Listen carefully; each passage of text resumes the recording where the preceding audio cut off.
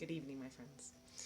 I am going to tell my recovery story tonight because I keep meeting new people, as I branch out into my life and, new coaching clients, new friends, just people, and a lot of people want to know my story.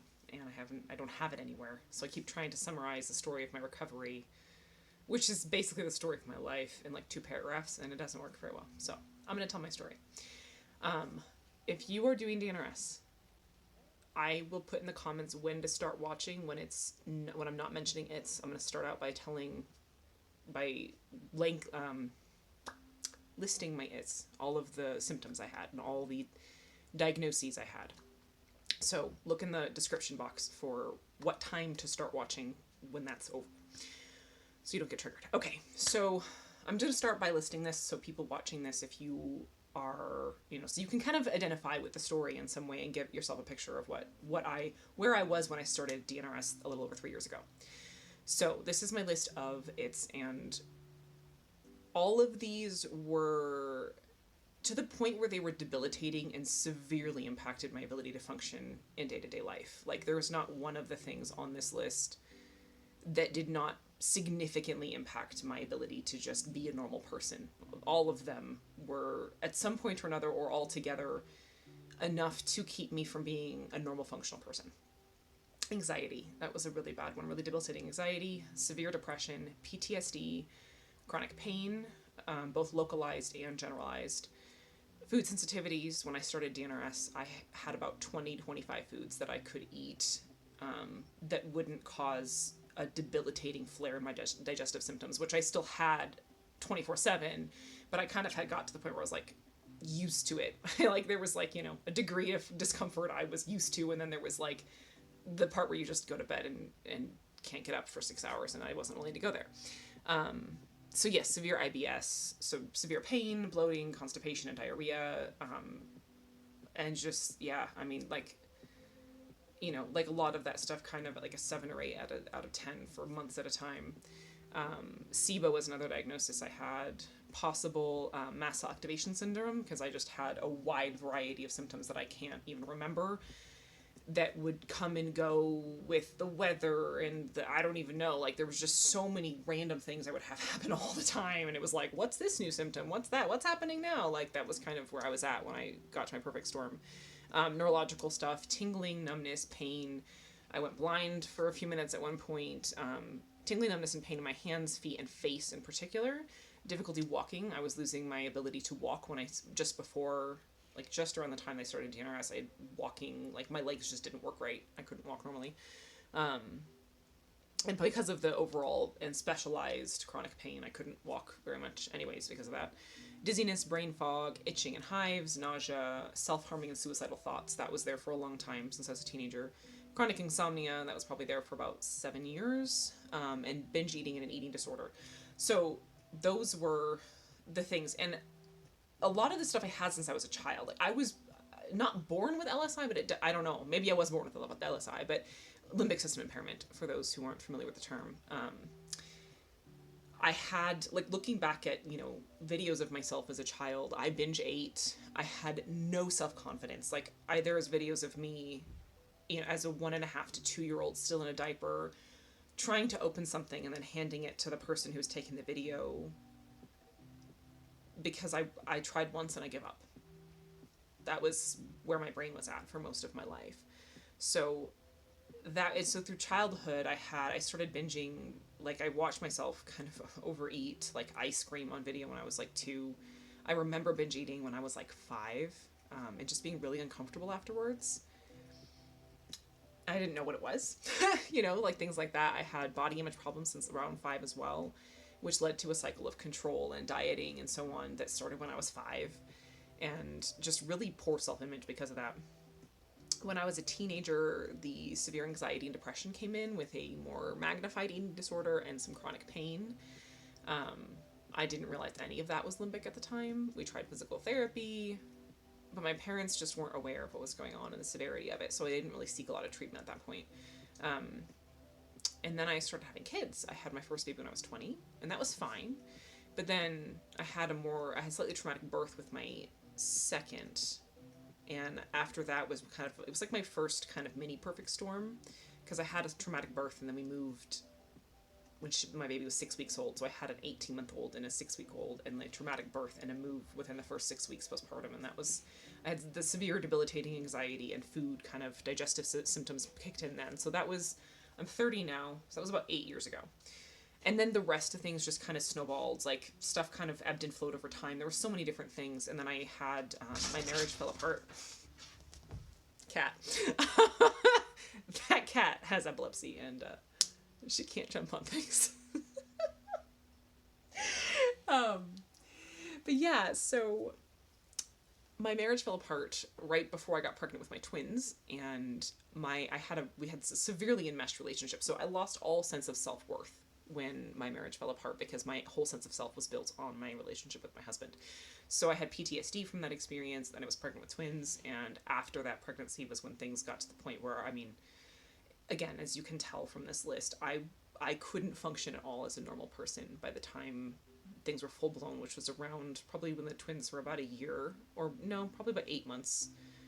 8 months to a year was when things were like just not doable. Like, I couldn't take care of my kids, I couldn't drive, I couldn't walk very well. Like, I could kind of get around the house, but going to church was really hard. Going to the grocery store was really difficult because I couldn't drive, and even just walking around the grocery store was hard. So that's where things were at when we found, and we had tried, so therapy's tried. I did cognitive behavioral therapy, like talk therapy, physical therapy, chiropractic.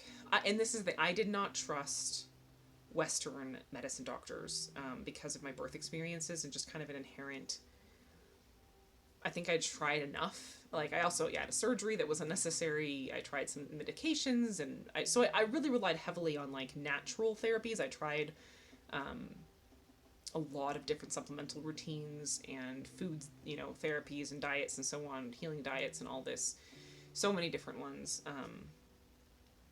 Lots of the only things that did work, I tried all like injections, medications, all kinds of different things, and chiropractic. And the things that did work a little bit, like a lot of these things worked a little bit for like one or two of the things that I mentioned here, but that's it. And the things that did work the best were anti-inflammatories, because when you have a limbic system impairment, the brain is sending out inflammatory messages to the body, and the whole thing is an inflammatory pattern. So anti-inflammatories would reduce my symptoms for like 2 days, and then everything would come back.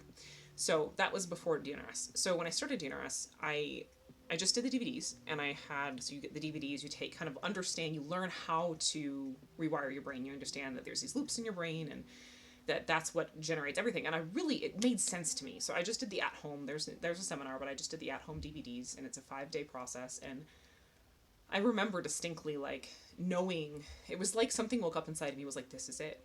This is it. This is it. Like, this is what is going to help me recover.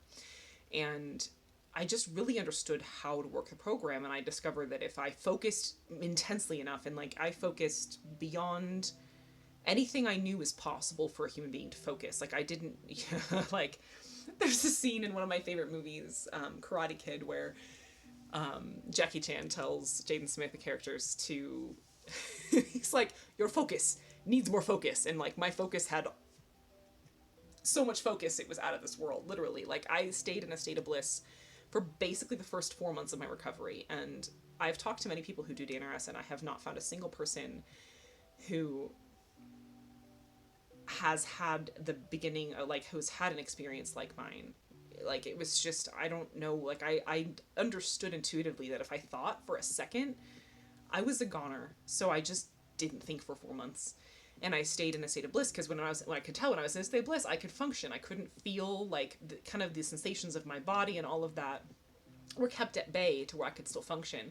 And if I let myself think for a second, or got lost focus for a second, it would take me hours to get myself back on track. And it was like this monster would come and try to eat me, and then I would get myself back on track, using my tools, and get back into a state of bliss and calm, and I was fine again. So I literally just, I reached levels of bliss I really thought were only possible after death. Like, I thought that was something you experience in the afterlife. I remember having, like, a thought in the back of my mind at one point I was like, this must be what nirvana is. Like, I guess that's real. It was just, and I was completely alone. I had one coaching call, 2 coaching calls during that time. I was not in the community forum. I did not have buddies. I was I had 5 kids, so my kids were between the ages of twin 1-year-olds up to a 7-year-old at that time in the first 4 months of my recovery. And my husband was one of my biggest triggers because he was related to the PTSD. So he was my PTSD trigger. So I did it alone in the house with that. That was my situation. We had some help with the kids because I couldn't take care of them. So we had consistent help with them, but I was able to take care of them much more during that first 4 months. And it was just it's just wild what you can do when you want something bad enough. It's wild. Like, yeah, and I didn't tell anyone that time because I was like, no one's gonna believe me. Like, and I didn't want to. I was like, I'm happy. It's literally those were the 4 happiest months of my entire life, by far. And then one thing I wasn't doing though is because it worked so well and I was utilizing my tools so effectively, I still had some kind of behavioral pops that I didn't recognize. Like I was recovering for my family. I was recovering so that I could take care of my kids again, and I was trying to people please. And I organized a family reunion for my entire extended family, which was like 26 people or something, 4 months in. And that it wasn't long enough. Like my brain hadn't had enough time to, and at this point I had some foods back, but not all of them. I still wasn't sleeping consistently. I was still drinking coffee, and I was being over responsible. I was trying to do too much. So after that, I had a massive re-injury where my brain became alert. Like my brain started reacting to DNRS. I started reacting to rounds. I started reacting to mood elevation. I started reacting to people talking about DNRS. And my brain, instead of going to calm, went to panic when I tried to elevate my mood. And so I called TNRS. I called them. I tried to have a coaching call, and no one could tell me anything. No one was helpful. They're like, oh, this happens sometimes. That was it. So I, of my own accord, stopped doing rounds for 2 days and then started up again and tried to train on rounds. But my brain just wouldn't produce dose for about 6 months straight. And dose chemistry is dopamine, oxytocin, serotonin, and endorphins, and that is what heals the brain. That's what creates a relaxation response, which allows the body to heal. Being in a state of dose is just normal brain function. Normal human beings, just their bodies and the brains create dose chemistry consistently without having to egg it on. That's normal brain function. And when you have a limbic system impairment, your brain is in a stress response constantly. It's just like the switch of stress where you'd get when you're like being chased by a tiger. It just gets stuck on and stays there for years. That's what creates limbic system impairment. This brain injury is just that stuck, and then none of the body systems can work properly. So because I'd only had 4 months of being a dose under my belt, and then my brain went immediately back to just flatline, like nothing, I lost all my prefrontal cortex functions. So your prefrontal cortex is your higher functioning human brain that reasons, and it's what you do math with. It's like most normal people, like you function out of your prefrontal cortex. Your limbic system is your emotional center, and that's where the cross-wiring happens. It happens in the emotional center, which is why mood elevation, it's why staying in state of bliss for 4 months healed me, because the problem was in my limbic system, and that much positive chemistry flooding my body from my brain was incredibly healing. And then when I weaned my twins, because I was still nursing my twins, and I think this was part of the picture for me personally, was that my body was just depleted. I'd had 6 kids. I had 5 kids in 6 years, and I had been pregnant and nursing, either pregnant or nursing, or pregnant and nursing, or tandem nursing, like nursing 2 kids, because I nursed my oldest 2 together and nursed through most of my pregnancies, and then had twins at the end. It was like 8 years straight of my body being depleted while I had an LSI, so my body wasn't I had digestive that whole time, so I wasn't getting dose chemistry. I wasn't digesting my food. Like my body was just incredibly depleted. I had chronic insomnia for a lot of that time, so it was a lot for my body. And so I think my body was like, I can't heal, like I can't do this while there's still the signal being given that like you're feeding other people. So once I weaned them, it was like dose started coming back on. And the first time it was like, when I first started NRS, it was just like the floodgates opened and it was all the dose chemistry in the universe was there. And the second time it was like blurp, blurp, blurp, blurp, blurp. So it was like periods of feeling okay or like really, really joyful interspersed with just hell. Like it was just the darkest place I went. And I actually had a different it was a mental where I had something called pure O, which is apparently it's kind of a form of OCD where the brain just like yells random thoughts into your head, but they have this very strong chemical reaction kind of attached to them. And it was very scary because it was like my own brain was just randomly yelling things at me that would create this absolute sense of panic, and it would overtake my entire physiology, and then my physical stuff would kick in, and it would kind of cause this cascade. But I didn't know how, like, it was coming from inside of my own head, and that was something I hadn't dealt with. It was like a true mental illness. So that was alarming, and it took me, I didn't know what it was, and I didn't want to research it because I knew that probably wouldn't help. So I just figured out how to use music to run energy through my brain so that I wouldn't be experiencing those thoughts. And I would be experiencing dose chemistry instead. So I kind of did that. I used a lot of music, and it was like hell. It was the darkest place I've ever been to after I lost, and my husband had just lost all patience with me in the process of recovery. He was overwhelmed and frustrated and angry, and I was getting a lot of judgment and anger from him, and I didn't know what was going on. And I didn't realize that I didn't realize I'd lost my prefrontal cortex function. I didn't know what was going on. I was just living in this subhuman state, and I had no idea what was happening. And so I just knew, because when I started DNRS, what I did is I followed my heart. I went toward the thing that brought my heart alive and brought me joy and just filled my body with bliss. And so I was like, this worked. It's gonna work. I know this is just my brain. I was so convinced of that. I knew it. Like, I knew it beyond anything. It just wasn't working the way it had the first time. So it took me about 18 months. Is that right? So I started in February 2017. Re-injury happened in July. It wasn't until January of 2018 that I got my prefrontal, or that my dose started happening again. And then that fall, October of 2018, my prefrontal cortex came back online. And I remember, like, it was like I came into the room for the first time. Like, I hadn't been in the room for so long. I'd forgotten what it was like to be in my own body. And it was like, all of a sudden, just one evening, I remember coming home from a walk, and it was like, my prefrontal cortex is back. Like, I had a sense of reality. I had a sense of my life and who I was as a person, and all of a sudden it just all came back. And I was like, I've been living without my prefrontal cortex for the last, year and a half or 15 months or whatever. And so it was 15 months between re-injury and when that came back online. So it was about 15 months I didn't have my prefrontal cortex function. But then it kind of started over at that point, and I started having more limbic resistance as I started doing the fight. Because at that point, I mean, you can't think greater than you feel and really implement the program correctly if you don't have your prefrontal cortex. That's how you think greater than you feel. That's how you understand what's happening in your brain in order to manipulate it. So at that point, it was like reset button again. And then I actually reached a level of recovery about 2 months after that. And then I had the same pattern where I kept recovering from my family. I kept, as soon as I would feel better, and I felt better, like I felt normal in November of that year, November 2008. Oh gosh, I've lost track of the years now. That's 2018. I had about 10 days of recovery. My husband got sick, and I was like, oh, I'm doing well. I don't need to do an hour of rounds, and my husband's sick. I can just go back to like full-time parenting and taking on all this stuff. And, I hadn't been doing much at all with my kids or the house while I was not having brain function. And I just leaped once again, full back into the swing of things. And I had a relapse. It wasn't a re-injury, but it was a severe relapse. And I didn't find the light of day again, really, until the next summer of 2019. And that was when I really hit my first level of recovery. And this time around, I had a mentor. And my mentor, who I've mentioned many times in my videos as a source of inspiration, she's like, Christina, you can just recover before you go back to trying to parent your kids and live your life. And I was like, really? That sounds so much easier to just focus on this and then go back to that. So I actually made my recovery the priority.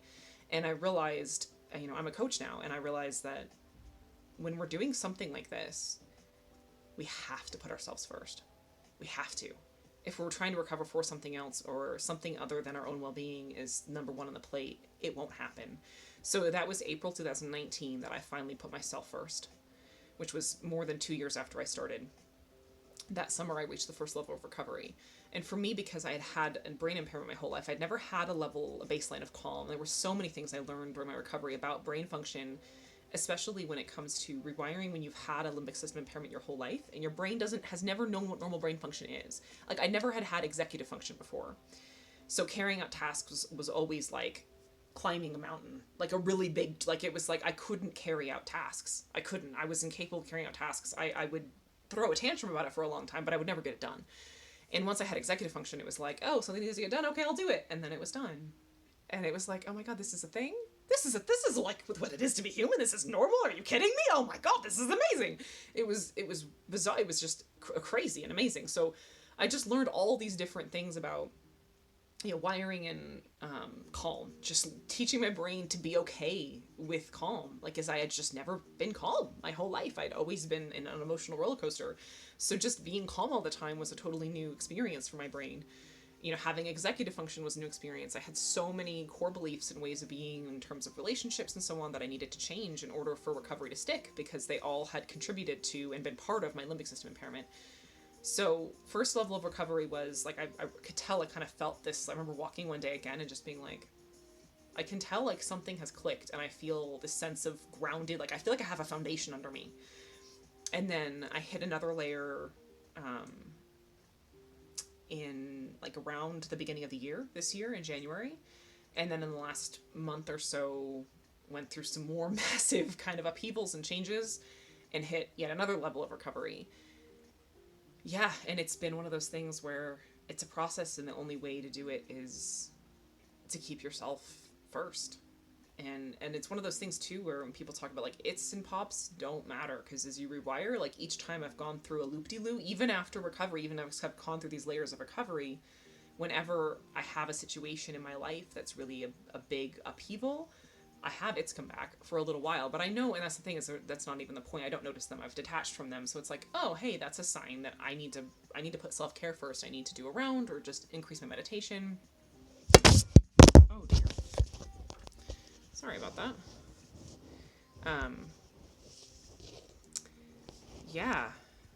But all of that stuff is gone. Like, I'm a healthy, happy, functioning human being with normal brain function for the first time ever. And I'm still learning, like, because I never learned how to just be an individual, the person with full brain function, I'm very slowly reintegrating back into mothering, you know, in spurts and bits as I can. I'm slowly building a life this time, because slow is sustainable and it works.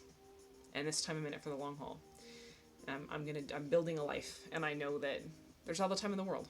You know, there's you do it or you don't. There's no third option, and that's something I tell my clients all the time. Like, it's kind of like what Yoda says, you know, do or do not try. Like, there is no try. It doesn't exist. So, yeah, that's my story to date, and life just keeps getting better and better by the day. Like, normal brain function is far beyond my wildest dreams. I couldn't have imagined it. And that's one thing I kind of want to hold out as a beacon of hope for people who feel like they've been sick for so long that they don't even know what health is like. You can still recover. Like Annie Hopper says in the videos, you know, we're wired for healing. We have perfect health already within us. It's just a matter of tapping into that. And she is 110,000% true. Like, that is true. That is absolutely true. We have well-being and health wired into our very hardware.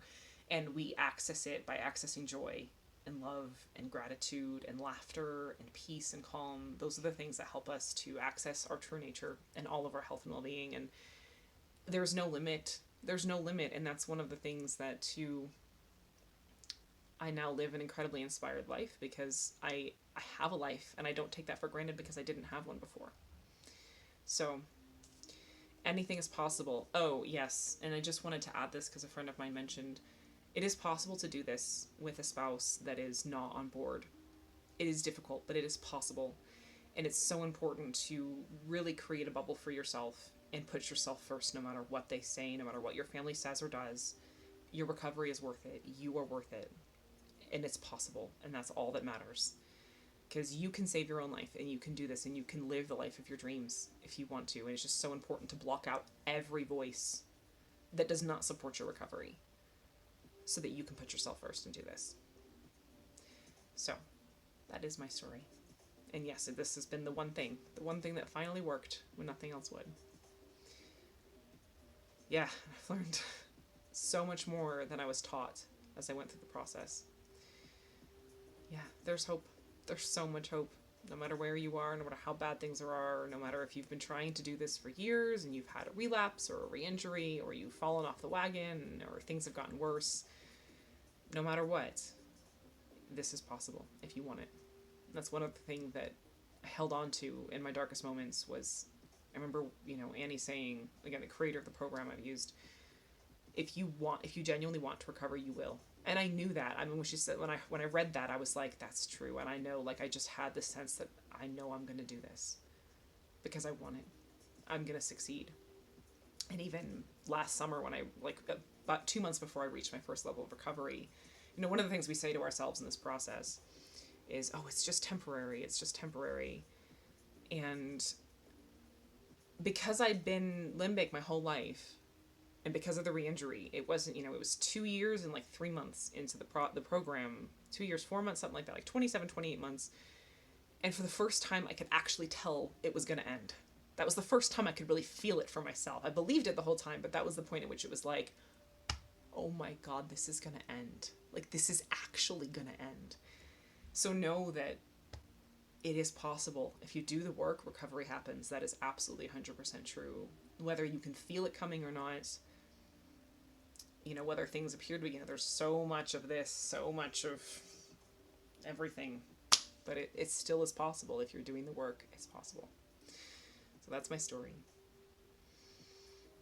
So much love to everyone. Peace and joy and hope to you all. Because let me tell you, riding through something like COVID and the pandemic and all that, like, this is nothing. You know, you live with such a tunnel vision when you're recovering. Like, living through a pandemic feels like, it's like a walk in the park compared to recovery. So it's just amazing. You know, nothing in life feels overwhelming once you've done this. It's like life is basically a piece of cake after recovery because you've done the hardest thing you could do. You're free. And that's all that matters. So, all of my love to you, my friends. Have a beautiful night and a beautiful life.